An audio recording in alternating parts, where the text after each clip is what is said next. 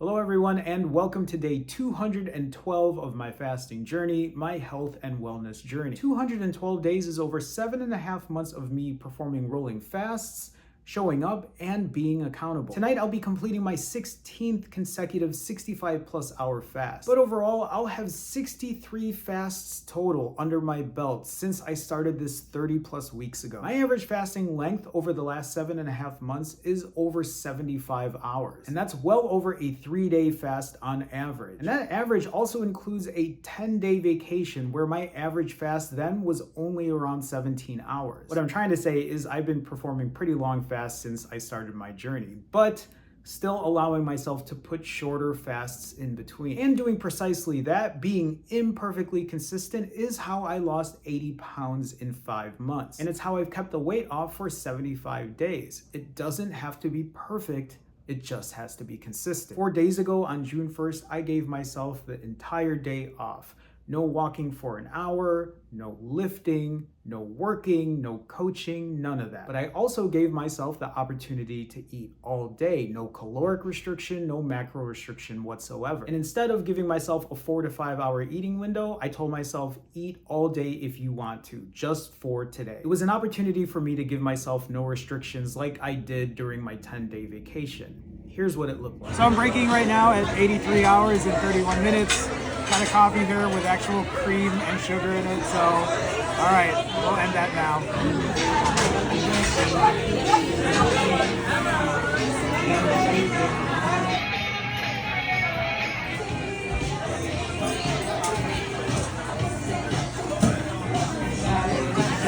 Okay, it is 3:59, it's almost 4 p.m. I am about 2.5 hours into my refeed. Breakfast was great. I had avocado toast, had fruit, had French toast, had some skillet, carnitas skillet, just some of it. I'm actually about to eat some bananas.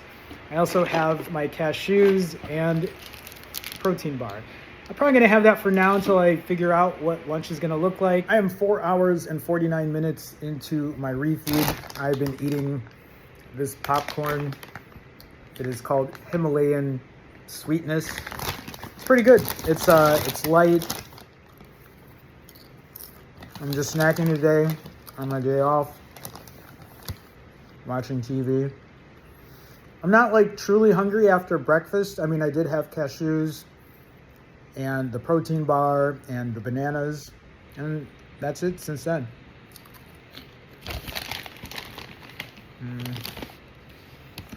We'll see what I have for dinner tonight. I'm currently 9 hours and 8 minutes into my refeed. Surprisingly, instead of just go out to eat at whatever random place, I find myself eating a lot of the same food. This is a salad here. I have Brussels sprouts in the oven with Italian sausage because for some reason I just keep eating the same food. I will probably eat chicken tenders and cookies. That's a little different, but I still have pie, and we'll see what else I eat. But otherwise, I feel like the only difference is breakfast and just a longer time to eat. I mean, I probably will still have more calories today than I normally do, but I don't think it's by a ton. That's a big difference from what I did on my 10 days of vacation. I don't know. Maybe I might eat more, but we'll see what this looks like. It's 10:48 p.m. right now, so I don't know. It just might be the usual. That's short for usual. Okay, bye. Brussels sprouts, Italian sausage.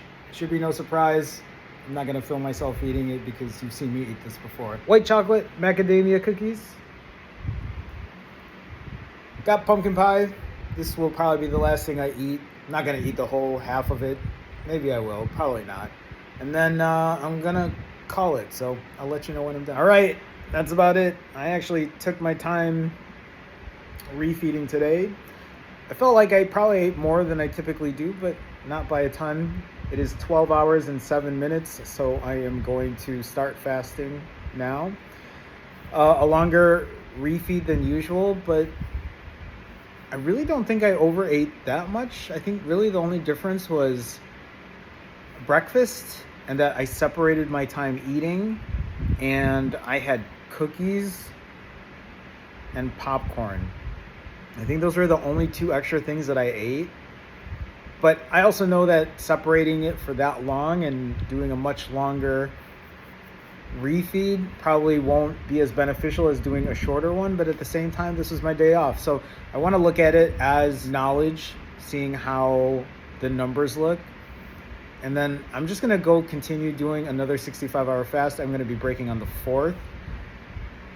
And I guess we'll see how that goes. It's interesting because I could have eaten anything I wanted, but I decided to just eat the same foods. I could have gotten burgers or pizza or whatever else. I could have got different desserts, but I honestly didn't feel like anything else. I think for me, part of that is because I already get to eat whatever I want during my refeeds. When I go out with friends, I go out to all-you-can-eat sushi spots, all-you-can-eat Korean barbecue spots, and I still get to come home and eat anything and everything that I still want to. I don't restrict, and I do think that's what helps me get through these fasts. And in a way, I think it is changing my relationship with food, especially when it comes to binging. That is, it's helped curb my binging episodes. I haven't binged in 212 days. So really when I think about June 1st and having the opportunity to eat all day, I think the only difference was I really just wanted breakfast, well, breakfast food in general.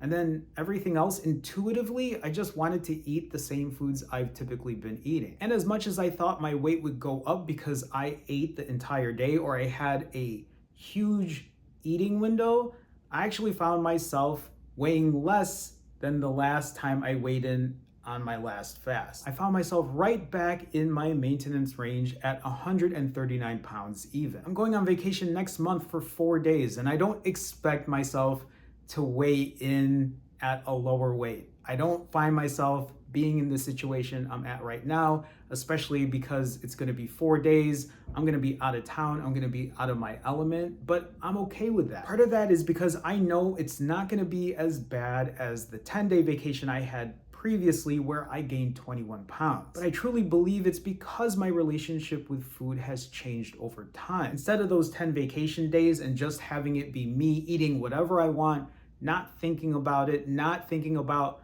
what I did during that time, what I could have done better, I took the time to dig into it, to really record myself, be accountable, so I can learn from that experience. And it doesn't mean I'm not gonna eat junk food in the future. It doesn't mean that I'm not gonna overeat in the future. And it doesn't mean that I'm not gonna binge in the future, because that's still a possibility. But I'm minimizing that damage right now. And I'm doing that by showing up and being accountable. Every day that passes, I learn more about myself, about my habits, the good habits and the bad habits, what works and what doesn't work. I show up whether it's good or bad because it builds experience. It works and helps my fasting muscle. Tonight when I break, it's gonna be a little tricky for me because I'm going to the Cubs game. I'm probably gonna be eating stadium food, and whatever food is around me, I'm probably gonna be drinking. It's not going to be my typical refeed. It's probably going to be another longer refeed as well, because I know I'm going to be eating some more when I get home. Probably going to be eating my typical foods, Brussels sprouts, Italian sausage, but on top of everything that I will have eaten during the game. But you know why I say it's tricky instead of me being scared about it?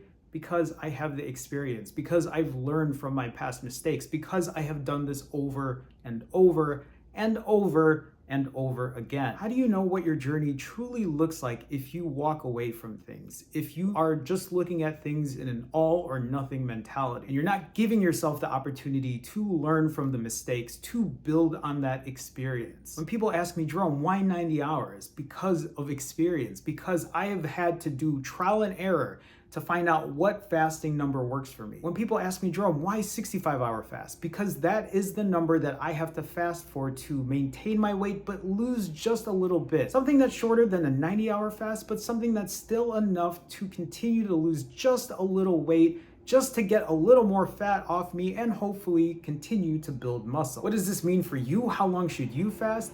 Only you can answer that question. You can check my other videos to help you find out what your fasting number is, the motivation, maybe the inspiration to help you keep going. But if you need additional help, if you need to plan and prepare and put a strategy down, if you need accountability, you can check the link in the description. Fasting, weight loss, and accountability coaching one-on-one with me.